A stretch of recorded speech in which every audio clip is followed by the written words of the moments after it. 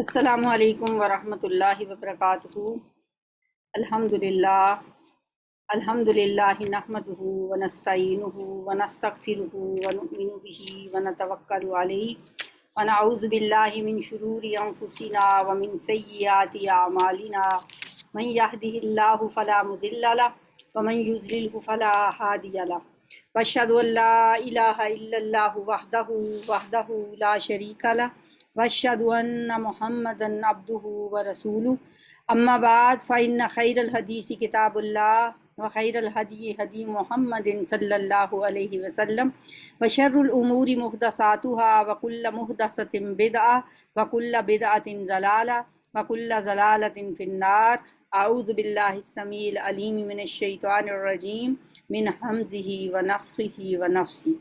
بسم اللہ الرحمن الرحیم۔ رب اشرح لی صدری ویسر لی امری واحلل عقدۃ من لسانی یفقہوا قولی۔ اللہم صلی وسلم علی نبینا محمد۔ اللہم ارنا الحق حقا وارزقنا اتباعہ وارنا الباطل باطلا وارزقنا اجتنابہ۔ الحمدللہ جی، آج ہم 23ویں پارے کا تیسرا پارٹ یعنی ربع 3 شروع کر رہے ہیں۔ بسم اللہ الرحمن الرحیم۔ سورۃ الفجر۔ سورۃ الفجر جو ہے مکی سورت ہے، اس میں 30 آیات اور 1 رکوع ہے۔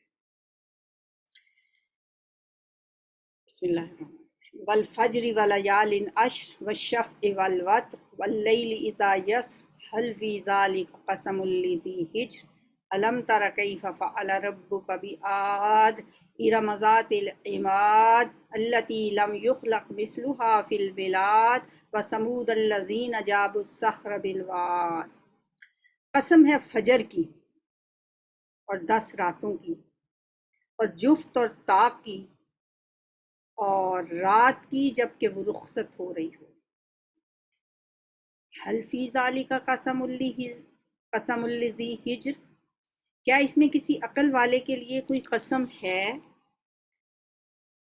اب ان آیتوں پہ بھی اور اگلی آیتوں پہ بھی اگر غور کریں تو پتہ چلتا ہے کہ رسول اللہ صلی اللہ علیہ وآلہ وسلم اور کفار کے درمیان لگتا ہے کہ جزا و سزا کے معاملے میں کوئی بحث ہو رہی تھی، جس میں آپ اس کو ثابت کر رہے تھے لیکن کفار اس کا انکار کر رہے تھے۔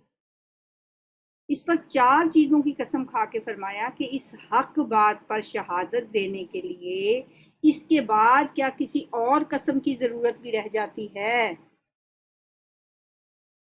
هل فی ذلک قسم لذی حجر، کیا اس میں کسی عقل مند کے لیے کوئی اور بھی قسم ہے؟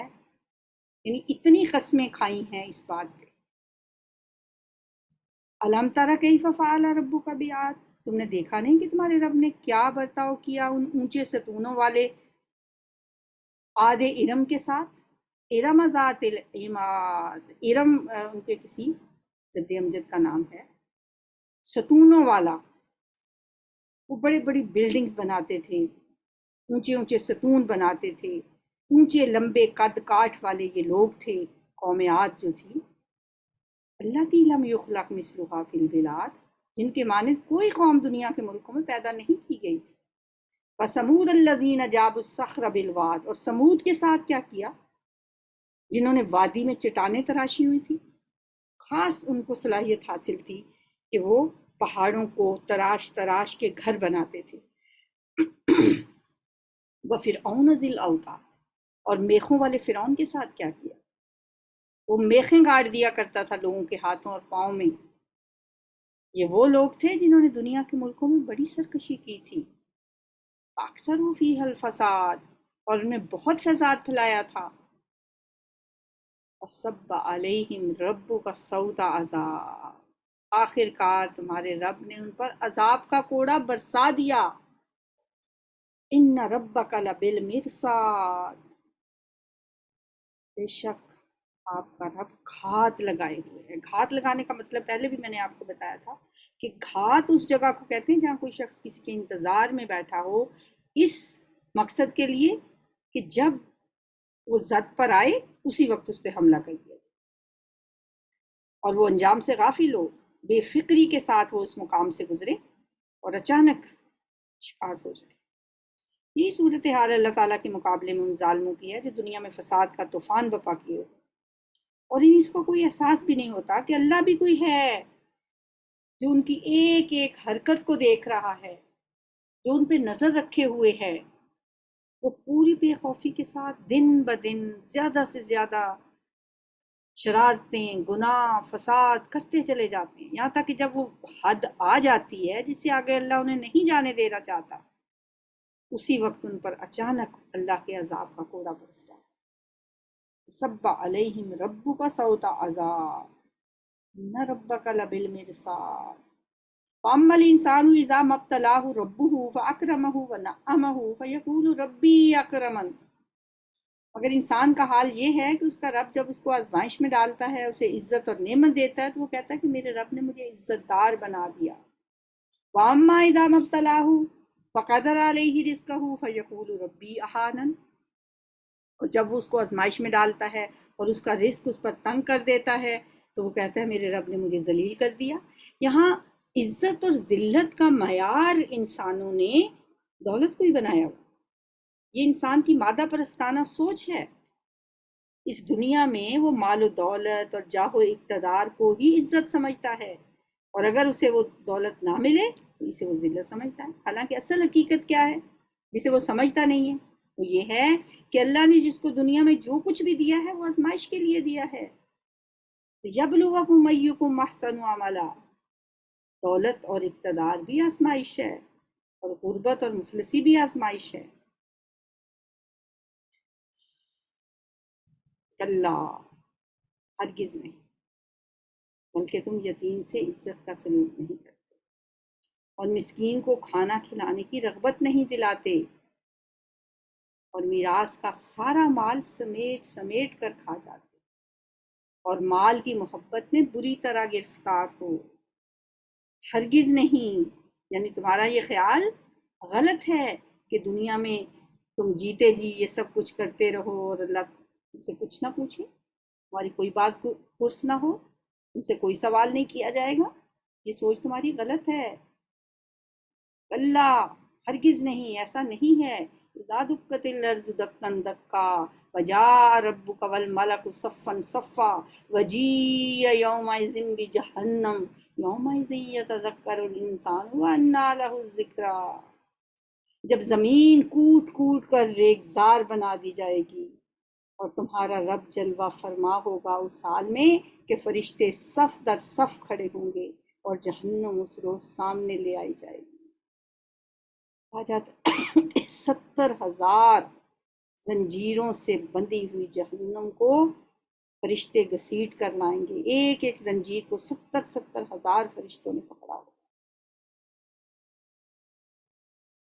اس دن انسان کو سمجھ آ جائے گی، اور اس وقت اس کو سمجھنے سے پھر کیا حاصل ہوگا، کیا فائدہ اس دن سمجھنے کا۔ یومئذ یتذکر الانسان، سمجھ جائے گا اس دن، وَأَنَّىٰ لَهُ الذِّکریٰ، پھر کیا فائدہ، کیا حاصل اس دن سمجھنے کا۔ وہ کہے گا کہ کاش میں نے اپنی زندگی کے لیے کچھ پیشگی سامان کیا ہوتا، یا لیتنی قدمت لحیاتی، زندگی تو وہی ہے نا جو بعد میں ملنے والی، کاش میں نے اس زندگی کے لیے پہلے سے کچھ سامان کیا ہوتا۔ فَيَوْمَئِذٍ لَا يُعَذِّبُ عَذَابَهُ أَحَدٌ وَلَا يُوثِقُ وَثَاقَهُ أَحَدٌ، پھر اس دن اللہ جو عذاب دے گا ویسا عذاب دینے والا کوئی نہیں، اور اللہ جیسا باندھے گا ویسا باندھنے والا بھی کوئی نہیں۔ یا ایتھا النفس المطمئنہ ارجعی الی ربک راضیۃ مرضیہ فادخلی فی عبادی وادخلی جنتی۔ اللہ ارشاد فرمائے گا، اے نفس مطمئنہ، اب جو لوگ نفس مطمئنہ بن کے دنیا سے جائیں گے، نہیں پکارے گا نا اللہ، اے مطمئن نفس، اے نفس مطمئنہ، یا ایتھا النفس المطمئنہ ارجعی الی ربک راضیۃ مرضیہ، چل اپنے رب کی طرف اس حال میں کہ تو اپنے انجام سے خوش ہے اور تیرا رب تجھ سے خوش۔ تو بھی اللہ سے راضی، اللہ تجھ سے راضی۔ اب نفس مطمئن کیسا انسان ہوتا ہے؟ جس نے کسی شک و شبہ کے بغیر پورے اطمینان کے ساتھ اللہ وحدہ لا شریک کو اپنا رب مانا اور انبیاء کے لائے ہوئے دین کو حق سمجھا۔ وہ ساری زندگی یہ کہتے ہوئے جس نے گزاری کہ رضیت باللہ ربا بالاسلام دینا وبمحمد النبی، اور پھر اس پہ پورا بھی اترا۔ اس نے اپنے نفس امارہ کو لگام ڈال کے رکھی۔ اس کا نفس لوامہ اسے ہمیشہ برائی پہ ملامت کرتا رہا، اور بالآخر اس کا نفس مطمئنہ کے درجے پہ فائز ہو گیا۔ اور کہا جاتا ہے کہ یہ پکار اسے موت کے وقت بھی دی جا سکتی ہے، کہ جو فرشتے اسے لینے آئیں وہ اسے کہیں یا ایتھا النفس المطمئنہ، اور قیامت کے دن بھی اللہ تعالیٰ کی طرف سے یہ پکار اسے آ سکتی ہے۔ اللہم اجعلنا منہم، یا اللہ ہمیں ان لوگوں میں شامل کرنا، اور ہمیں ایسا دنیا میں بننے کی توفیق دینا کہ ہم ایسے کام کریں کہ نفس مطمئنہ لے کے تیرے حضور حاضر ہوں۔ بہت بڑی سعادت ہے یہ جن کو نصیب ہوگی، بڑے نصیبے والے ہیں وہ لوگ جنہیں اللہ فرمائے گا اے نفس مطمئنہ آجا میرے پاس خوشی خوشی راضی راضی، تو مجھ سے راضی میں تجھ سے راضی، تو اپنے رب کے نزدیک پسندیدہ ہے اور تو اپنے انجام سے خود بھی خوش ہے۔ وادخلی فی عبادی وادخلی جنتی، میرے بندوں میں شامل ہو جا، میری جنت میں داخل ہو جا۔ اور یہ جو سورۃ فجر ہے نا، اس میں جو قسمیں کھائی گئی ہیں شروع میں، پے در پے قسمیں اللہ تعالیٰ نے کھائی ہیں، 4 قسمیں کھائی ہیں۔ ان میں کہا جاتا ہے فجر تو عام ہے، جو بھی فجر کا ٹائم ہے اس کی قسم کھائی۔ پھر 10 راتوں کی جو قسم ہے وہ حدیث میں آتا ہے کہ یہ ذی الحجہ کی پہلی 10 راتیں۔ والشفع والوتر، کوئی بھی جفت اور طاق، جیسے ہر کوئی چیز جوڑے کی شکل میں ہے، یا انسان بھی جوڑے کی شکل میں بھی ہیں اور طاق بھی ہیں۔ اور رات کی جب وہ جانے لگے تو یہ جو قسمیں کھائی گئی ہیں شروع میں۔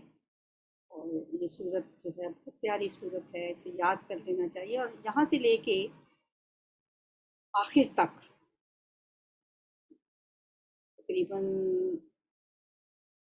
آدھا پارہ ہی بنتا ہے۔ یہ زبانی اگر ہم یاد کر لیں تو نمازوں میں پڑھنے کے لیے یہ صورتیں بہت اچھی طرح سے ہمیں سمجھ بھی لینی چاہیے اور حفظ بھی کر لینی چاہیے۔ کسی بھی وقت ان صورتوں کو پڑھیں، جیسے فجر میں اور عشاء میں تھوڑی لمبی قرات کرنی ہوتی ہے تو فجر کے ٹائم انسان سورہ فجر پڑھ لے کسی ایک رکعت میں، اور سورہ یاسین اگر یاد کی ہوئی ہے تو ایک رکعت میں وہ پڑھ لے۔ سورۃ البلد اس سے اگلی صورت ہے بلد، بھی مکی صورت ہے، اور اس میں بھی 1 رکوع ہے اور 20 آیات۔ لا بسم اللہ الرحمن الرحیم، لا اقسم بہذا البلد وانت حل بہذا البلد ووالد وما ولد لقد خلقنا الانسان فی کبد۔ نہیں، بات شروع کہاں سے ہو رہی ہے؟ نہیں سے، یعنی بات وہ نہیں ہے تو تم کہہ رہے ہو، میں بتاتا ہوں، میں قسم کھاتا ہوں، میں قسم کھا کے بتا رہا ہوں کہ بات کیا ہے۔ نہیں، میں قسم کھاتا ہوں اس شہر مکہ کی۔ لا اقسم بہذا البلد، یعنی در حقیقت بات وہ نہیں ہے جو تم لوگ سمجھے بیٹھے ہو، بات کیا ہے میں بتاتا ہوں، میں قسم کھاتا ہوں اس شہر مکہ کی۔ وَأَنْتَ حِلٌّ بِهَذَا الْبَلَدِ، اور حال یہ ہے کہ نبی صلی اللہ علیہ وسلم اس شہر میں آپ کو حلال کر لیا گیا ہے۔ مطلب یہ کہ جس شہر میں کسی جانور تک کو بھی نقصان پہنچانا جائز نہیں ہے، جہاں جانوروں کے لیے بھی امان ہے وہاں آپ کی جان کو انہوں نے جائز سمجھ لیا، آپ پر ظلم کرنے کو انہوں نے حلال کر لیا ہے۔ وَأَنْتَ حِلٌّ بِهَٰذَا الْبَلَدِ وَوَالِدٍ وَمَا وَلَدَ، قسم ہے والد کی یعنی باپ کی اور اس اولاد کی جو اس نے پیدا کی، یعنی اس سے حضرت آدم اور تمام اولاد آدم مراد ہے۔ لَقَدْ خَلَقْنَا الْإِنسَانَ فِي كَبَدٍ، در حقیقت ہم نے انسان کو مشقت میں پیدا کیا ہے، یعنی انسان ساری زندگی مشقتوں میں ہی گزارتا ہے، اس کی زندگی ایسی نہیں ہے کہ وہ چین اور سکون سے مزے سے اس دنیا میں زندگی گزارے، بلکہ یہ دنیا محنت اور مشقت اور سختیاں جھیلنے کی جگہ ہے۔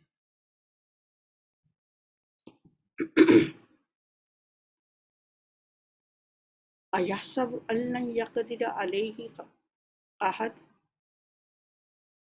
کیا انسان نے یہ سمجھ رکھا ہے کہ اس پر کوئی قابو نہیں پا سکے گا؟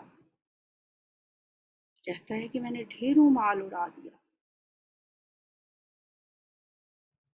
یقول اہلکت مالا لبدا، بڑا خوش ہوتا ہے مال اڑا کے، اسراف کر کے، دکھاوا کر کے، لوگوں کو دکھا دکھا کے، کوئی بھی طریقہ ہو سکتا ہے، کسی بھی طریقے سے، وہ بڑے فخر سے پھر کہتا ہے۔ اللہ تعالیٰ فرما رہے ہیں کیا اسے کوئی دیکھنے والا نہیں ہے؟ اَیَحْسَبُ أَن لَّمْ یَرَهُ أَحَدٌ، کیا وہ سمجھتا ہے کسی نے اس کو دیکھا نہیں ہے، کوئی اس پہ نظر رکھنے والا نہیں ہے؟ یہ فخر جتانے والا، یہ مال اڑانے والا، یہ اسراف کرنے والا، یہ سمجھتا ہے کہ اس کے اوپر کوئی خدا ہے ہی نہیں جو اسے دیکھ رہا ہے کہ کس ذریعے سے اس نے مال کمایا، کن کاموں میں اسے لگایا، کوئی نہیں دیکھ رہا اس کو۔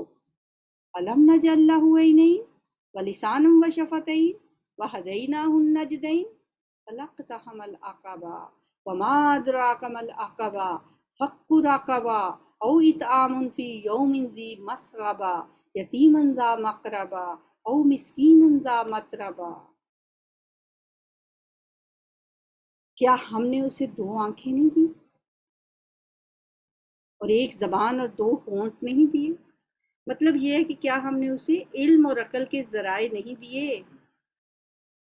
کیا آنکھیں، زبان، ہونٹ، یہ سب کچھ جو اللہ نے اسے نعمتیں دی ہیں سیکھنے کے لیے، عقل استعمال کرنے کے لیے، جاننے کے لیے، یہ چیزیں جو اللہ تعالیٰ نے دی، وَهَدَيْنَاهُ النَّجْدَيْنِ، پھر ہم نے اسے دو رستے دکھا دیے، ایک نیکی کا اور بدی کا، مگر اس نے دشوار گزار گھاٹی سے گزرنے کی ہمت ہی نہیں کی۔ اور آپ کو کیا پتا وہ دشوار گزار گھاٹی کیا ہے؟ کسی گردن کو غلامی سے چھڑا دینا، کسی فاقے کے دن کسی قریبی یتیم یا خاک نشین مسکین کو کھانا کھلا دینا، یہ کام نہیں کیے اس نے، یہ تو بہت مشکل لگتے ہیں۔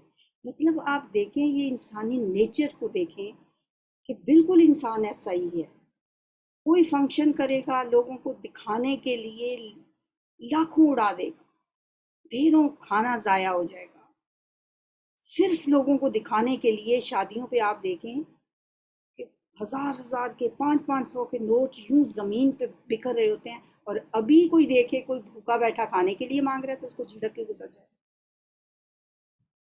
یہ نیچر ہے انسان کی، اور یہ کام اس کے لیے گھاٹی چڑھنے سے کم نہیں ہے۔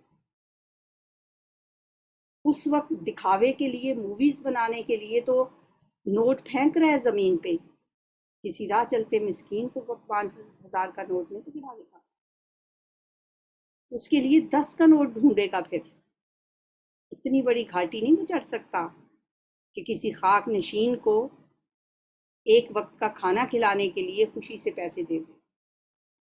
پھر اس کے ساتھ یہ کہ آدمی ان لوگوں میں شامل ہو جو ایمان لائے ہیں، یہ مومنوں کے لیے، مومن بھی ہو اور پھر یہ گھاٹیاں چڑھنے والا ہو،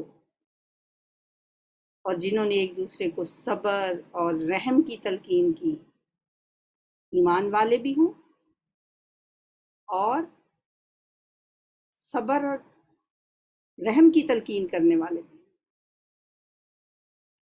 اولئک اصحاب المیمنہ، یہ لوگ ہیں دائیں والے، دائیں بازو والے، جنہیں پیچھے اصحاب الیمین کہا گیا تھا نا، نے پیچھے پڑھا نا، دائیں بازو والے اور بائیں بازو والے، سورہ واقعہ کی آیت نمبر 8، 9، آیت نمبر 27 اور آیت نمبر 41 میں اصحاب الیمین، اصحاب الشمال، دائیں بازو والے اور بائیں بازو والے، یا اصحاب المیمنہ و اصحاب المشأمہ کے نام۔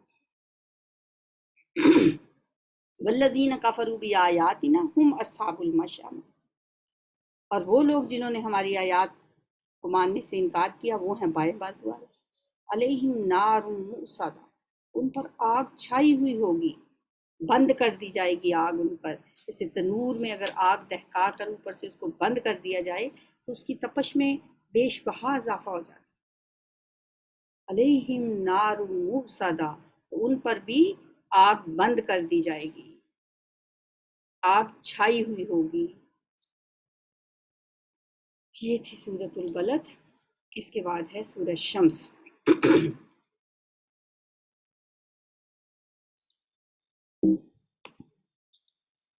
سورہ شمس یہ مکی صورت ہے، اور سورہ شمس کے اندر ہیں 15 آیات اور 1 رکوع۔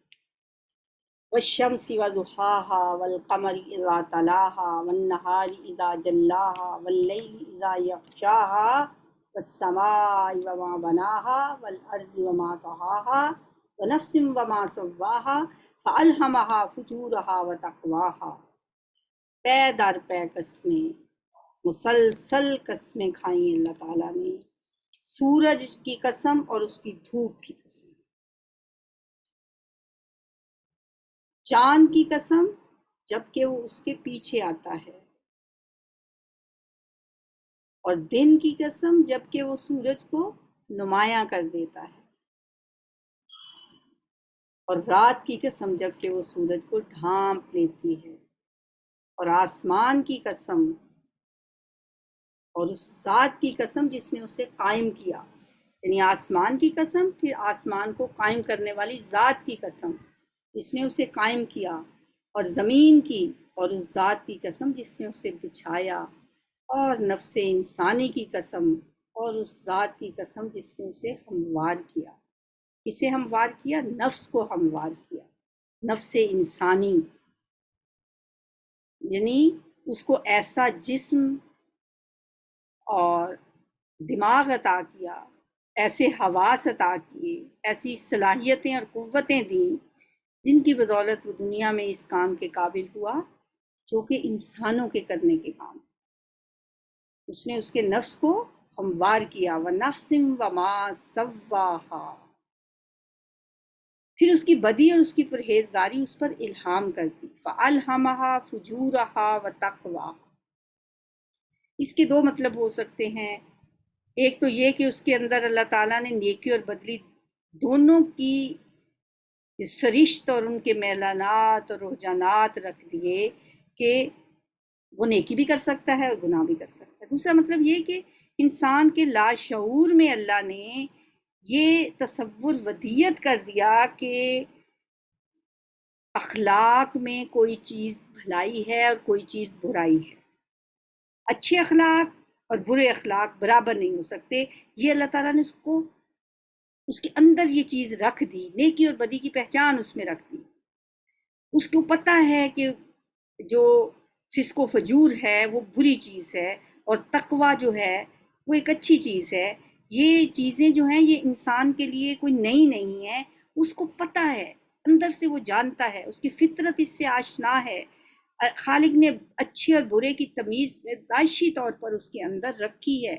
فَأَلْهَمَهَا فُجُورَهَا وَتَقْوَاهَا، دونوں چیزیں اس کے اندر اس نے الہام کر دی ہیں۔ قد افلح من زکاها وقد خاب من دساها، یقیناً وہ شخص فلاح پا گیا جس نے نفس کا تزکیہ کیا، اور وہ ناکام ہو گیا جس نے اس کو دبا دیا۔ نفس کا تزکیہ کرنے کے معنی ہیں کہ اس کو برائیوں سے پاک کرنا، اس کے اندر بھلائیوں کو ترقی دینا، اپنے نفس کی تیاری میں محبتوں کے پھول اگانا، اس کے اندر سے جڑی بوٹیاں جو زہریلی ہیں وہ نکال کے اس کے اندر خوبصورت پھول لگانا مطلب یہ کہ حسد، بغض، نفرتیں، یہ چیزیں ایریڈیکیٹ کر لینا اس کے اندر سے. جیسے گوڈی کی جاتی نا کسی کیاری کی، تو اس میں سے زہریلی جڑی بوٹیاں نکالی جاتی ہیں تاکہ زمین ایسی ہموار ہو کہ اس کے اندر سے پھر پھل پھول نکلیں. اسی طرح انسان کا نفس بھی جو ہے نا، اس کے اندر سے یہ نفرتیں اور یہ حسد، بغض، یہ ساری چیزیں جو نیگیٹو جذبات ہیں، یہ چیزیں اس کے اندر سے نکال کر انسان اپنے نفس کے جو برے رجحانات ہیں ان کو ہٹا کر اس کے اندر نیکی کے کام کرنے کی طرف اس کو مائل کرے. اور قد خواب من دساہا کا مطلب پھر یہی ہوا کہ انسان اپنے نفس کی جو برے میلانات ہیں ان کو دبائے اور اچھے رجحانات کو نہیں. یہ جو ہے نا خواب من دساہا یعنی نامراد وہ ہوا جس نے اس کو دبا دیا.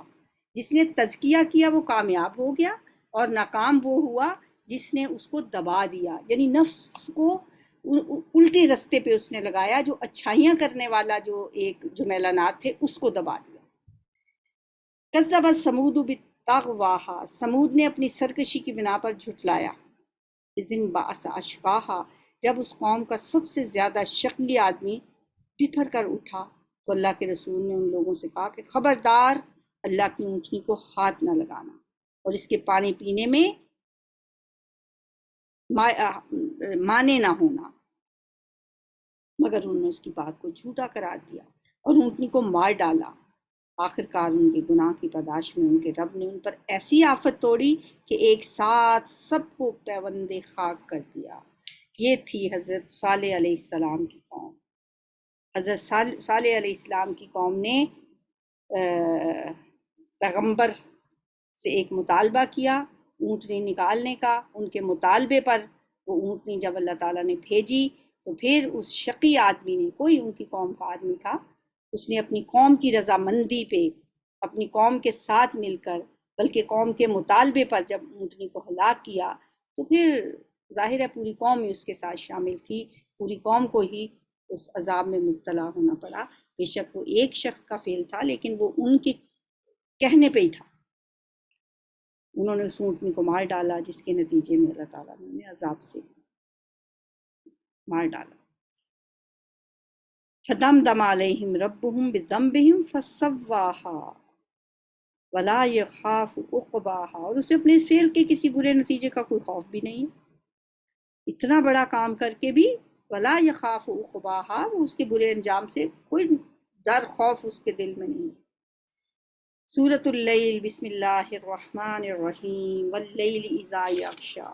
پھر یہ سورت بھی قسموں سے اسٹارٹ ہو رہی ہے. 21 آیات اور ایک رکوع پر مشتمل مکی صورت ہے. قسم ہے رات کی جب کہ وہ چھا جائے اور دن کی جب کہ وہ روشن ہو، اور اس ذات کی جس نے نر اور مادہ کو پیدا کیا. وما خلق الذکر والانثی، یہ قسمیں کھا کے کیا فرمایا؟ در حقیقت تم لوگوں کی کوششیں مختلف قسم کی ہیں، تمہاری کوششیں مختلف ہیں. ان سعیکم لشتی، تو جس نے اللہ کے راستے میں مال دیا، اما من آتا واتقا، اور تقوی اختیار کیا اور اللہ کی نافرمانی سے پرہیز کیا، یعنی تقوی اختیار کیا اور بھلائی کو سچ مانا، اس کو ہم آسان راستے کی سہولت دیں گے. یعنی ہم اس کے لیے آسانیاں پیدا کریں گے، اس کے لیے ہم راستے آسان کر دیں گے مشکلات سے نکلنے کے. اس راستے پہ چلنا اس کے لیے آسان کر دیں گے جو انسان کی فطرت کے مطابق ہے. فَسَنُيَسِّرُهُ لِلْيُسْرَىٰ وَأَمَّا مَن بَخِلَ وَاسْتَغْنَىٰ، اور جس نے بخل کیا اور اپنے اللہ سے بے نیازی برتی اور بھلائی کو جھٹلایا، اس کا ہم سخت راستے کے لیے، اس کو ہم سخت راستے کے لیے سہولت دیں گے. یعنی پھر اس کے لیے ہم مشکل راستہ آسان کر دیں گے. فطرت کے خلاف چلنا اس کے لیے ہم آسان کر دیں گے. وہ جو سیدھا راستہ ہے اس پہ چلنا اس کو مشکل لگے گا، اور برائی کے راستے پہ چلنا اس کو آسان لگے گا۔ فَسَنُيَسِّرُهُ لِلْعُسْرَىٰ، عسرا کہتے ہیں عسرت، تنگی۔ وَمَا يُغْنِي عَنْهُ مَالُهُ إِذَا تَرَدَّىٰ، اور اس کا مال آخر اس کے کس کام آئے گا جب کہ وہ ہلاک ہو جائے گا۔ مرنے والے شخص کو پیچھے چھوڑے ہوئے مال کا کیا فائدہ، کوئی کام نہیں آئے گا۔ إِنَّ عَلَيْنَا لَلْهُدَىٰ، بے شک ہدایت دینا ہمارے ذمے ہے۔ وَإِنَّ لَنَا لَلْآخِرَةَ وَالْأُولَىٰ، اور بے شک آخرت اور دنیا دونوں کے ہم ہی مالک ہیں۔ پس ہم نے آپ کو خبردار کر دیا ہے بھڑکتی ہوئی آگ سے، اس میں نہیں جھلسے گا مگر وہ انتہائی بدبخت جس نے جھٹلایا اور منہ پھیرا۔ لا یصلاھا الا الاشقی الذی کذب وتولی، اور اس سے دور رکھا جائے گا وہ نہایت پرہیزگار۔ الذی یؤتی مالہ یتزکی، جو پاکیزہ ہونے کے لیے اپنا مال دیتا ہے، اس پر کسی کا کوئی احسان نہیں ہے جس کا بدلہ اسے دینا ہو، وہ تو صرف اپنے رب برتر کی رضا جوئی کے لیے یہ کام کرتا ہے، اور وہ ضرور اس سے خوش ہو جائے گا۔ کہا جاتا ہے کہ یہ آیات حضرت ابوبکر صدیق کے بارے میں نازل ہوئی۔ حضرت ابوبکر صدیق کے جو والد تھے نابینا تھے، ابو قحافہ، مسلمان نہیں ہوئے تھے۔ حضرت ابوبکر تو جیسے آپ کو پتہ ہے کہ غلاموں کو آزاد کرتے تھے، مال و دولت اللہ کے راستے میں بے دریغ خرچ کرتے تھے۔ حضرت بلال حبشی کو بھی انہوں نے خرید کے آزاد کیا تھا، اور بھی غلاموں کو، بہت سے غلاموں کو انہوں نے آزاد کیا۔ تو ان کے والد نے ان سے کہا کہ غلاموں کو اگر آزاد کرتے ہو تو کچھ ایسے غلاموں کو آزاد کیا کرو جو تنومند ہوں، صحت مند ہوں، نوجوان ہوں، تاکہ انسان ان سے کبھی کوئی کام بھی لے لیتا ہے، کیونکہ احسان کریں گے ان پہ تو وہ کبھی اس سے فائدہ بھی اٹھا لیں گے۔ انہوں نے کہا اپنے والد سے کہ میں تو اس لیے تو نہیں ان کو آزاد کرتی، مجھے تو کچھ بھی نہیں چاہیے، میں تو صرف اپنے رب کی رضا چاہتا ہوں۔ الذی یؤتی مالہ یتزکی، جو اپنا مال خرچ کرتا ہے کس لیے؟ یتزکی، تقوی اختیار کرنے کے لیے، پرہیزگار بننے کے لیے۔ وہ نہایت پرہیزگار ہے جو پاکیزہ ہونے کے لیے، تقوی کے لیے نہیں، تزکیہ کے لیے مال خرچ کرتا ہے، اس پر کسی کا کوئی احسان نہیں ہے۔ وَمَا لِأَحَدٍ عِندَهُ مِن نِعْمَةٍ تُجْزَىٰ، جس کا بدلہ اسے دینا ہو، وہ کیا چاہتا ہے؟ إِلَّا ابْتِغَاءَ وَجْهِ رَبِّهِ الْأَعْلَىٰ، وہ تو اپنے رب اعلیٰ کی رضا چاہتا ہے۔ فرمایا وَلَسَوْفَ يَرْضَىٰ، عن قریب وہ راضی ہو بھی جائے گا۔ جس رب کو راضی کرنے کے لیے وہ کوششیں کر رہا ہے، وہ رب ضرور راضی ہو جائے گا۔ سورۃ الضحیٰ، سورۃ الضحیٰ بھی مکی صورت ہے، 11 آیات ہیں، ایک رکوع ہے۔ بسم اللہ الرحمن الرحیم، قسم ہے روز روشن کی اور رات کی جب کہ وہ سکون کے ساتھ طاری ہو جائے۔ اے نبی صلی اللہ علیہ وسلم، آپ کے رب نے آپ کو ہرگز نہیں چھوڑا اور نہ وہ ناراض ہوا، اور یقیناً آپ کے لیے بعد کا دور پہلے دور سے بہتر ہے۔ نبی صلی اللہ علیہ وسلم پہ کچھ دیر کے لیے وحی نہیں آئی تو انہوں نے مشہور کر دیا کہ ان کا رب ان سے ناراض ہو گیا ہے۔ اللہ نے قسم کھا کے فرمایا، ضحیٰ کی قسم، دن چڑھے کی قسم، روز روشن کی قسم اور رات کی قسم جب کہ وہ سکون کے ساتھ طاری ہو جائے۔ اے نبی صلی اللہ علیہ وسلم، آپ کے رب نے آپ کو ہرگز نہیں چھوڑا، کتنا محبت بھرا انداز ہے، اور نہ وہ آپ سے ناراض ہوا ہے، آپ کے لیے بعد کا دور پہلے دور سے بہتر ہے۔ وَلَلْآخِرَةُ خَيْرٌ لَكَ مِنَ الْأُولَىٰ، اور ہم قریب آپ کا رب آپ کو اتنا دے گا کہ آپ خوش ہو جائیں گے۔ سبحان اللہ، کتنی محبت والی بات ہے۔ وَلَسَوْفَ يُؤْتِيكَ رَبُّكَ فَتَرْضَىٰ، آپ راضی ہو جائیں گے، اللہ آپ کو خوش کر دے گا۔ دیکھیں مکے کے حالات ہیں، کتنی مشکلات ہیں، کتنی تنگیاں ہیں، آپ کے ساتھیوں کو ستایا جا رہا ہے، اذیتیں دی جا رہی ہیں، اور ایسے دور میں فرمایا جا رہا ہے آپ کا رب آپ کو اتنا دے گا کہ آپ خوش ہو جائیں گے۔ لم یجد کا یتیمن فآویٰ، پہلے نہیں اللہ نے آپ کے ساتھ ایسا کیا، اس نے آپ کو یتیم پایا پھر ٹھکانہ دیا۔ ووجدک ضالا فہدیٰ، اور آپ کو ناواقف راہ پایا پھر آپ کو رستہ دکھایا۔ ووجدک عائلا فاغنیٰ، اور آپ کو نادار پایا پھر مالدار کر دیا۔ حضرت خدیجہ کے ذریعے اللہ تعالیٰ نے آپ کو دولت کے انبار دے دیے۔ آپ کیا کریں؟ اما الیتیم فلا تقہر، بس یتیم کے ساتھ سختی نہ کیجیے۔ اور سوال کرنے والے کو جھڑکیے مت۔ اما بنعمت ربک فحدث، اور اپنے رب کی نعمت کو بیان کرتے رہیں۔ حدث اس لیے کہا جاتا ہے نا تحدیث نعمت کے لیے میں یہ بات کر رہا ہوں، یعنی اب میرے رب نے جو مجھے نعمتیں دی ہوئی ہیں ان نعمتوں کا جو تذکرہ کیا جاتا ہے نا اسے پھر ہم کہتے ہیں تحدیث نعمت کے لیے۔ سورہ انشرح، علم نشرح۔ بسم اللہ الرحمن الرحیم۔ سورہ انشرح بھی مکی صورت ہے اور اس صورت میں 8 آیات ہیں۔ علم نشرح لک صدرک ووضعنا عنک وزرک الذی انقض ظہرک۔ سوال سے شروع ہوئی، کیا نہیں ہم نے کھول دیا آپ کے لیے آپ کا سینہ، اور اتارا ہم نے آپ سے آپ کا بوجھ جس نے آپ کی کمر توڑ رکھی تھی۔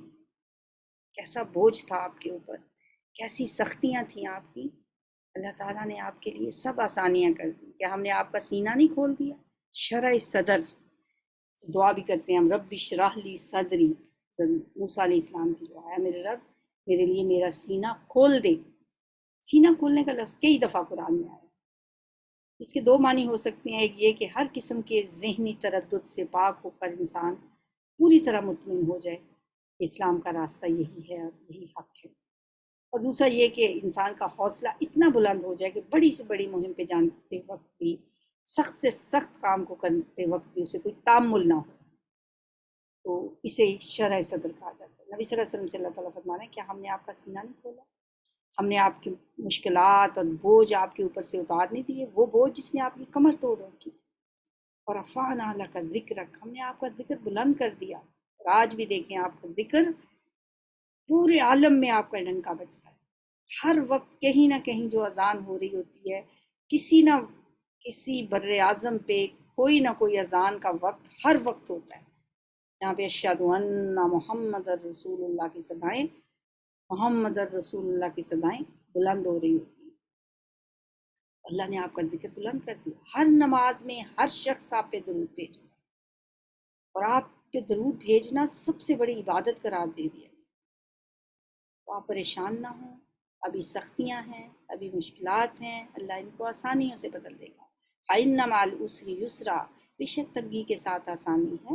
إِنَّ مَعَ الْعُسْرِ يُسْرًا، بے شک رنج و غم کے ساتھ آسانیاں بھی ہیں۔ فَإِذَا فَرَغْتَ فَانْصَبْ، تو آپ جب فارغ ہو جائیں تو محنت کیجیے۔ وَإِلَىٰ رَبِّكَ فَارْغَب، اور اپنے رب کی طرف رغبت کیجیے۔ جب آپ اپنے کاموں سے فارغ ہوں تو اس وقت آپ اللہ تعالیٰ کی عبادت میں لگ جائیں، اللہ تعالیٰ کے ساتھ اپنی لو لگائیں، اور مشغولیت جب آپ کے پاس نہ ہو تو آپ اپنا فارغ وقت عبادت، ریاضت اور مشقت میں صرف کریں، اور ہر طرف سے توجہ ہٹا کر صرف اور صرف اپنے رب سے لو لگائیں۔ فَإِذَا فَرَغْتَ فَانْصَبْ وَإِلَىٰ رَبِّكَ فَارْغَب، ہمیں بھی یہی کرنا چاہیے، جب فراغت ہو ہم اپنے رب کی طرف رجوع کریں۔ سبحانک اللہم و بحمدک، نشہد ان لا الہ الا انت، نستغفرک و نتوب الیک۔ السلام علیکم۔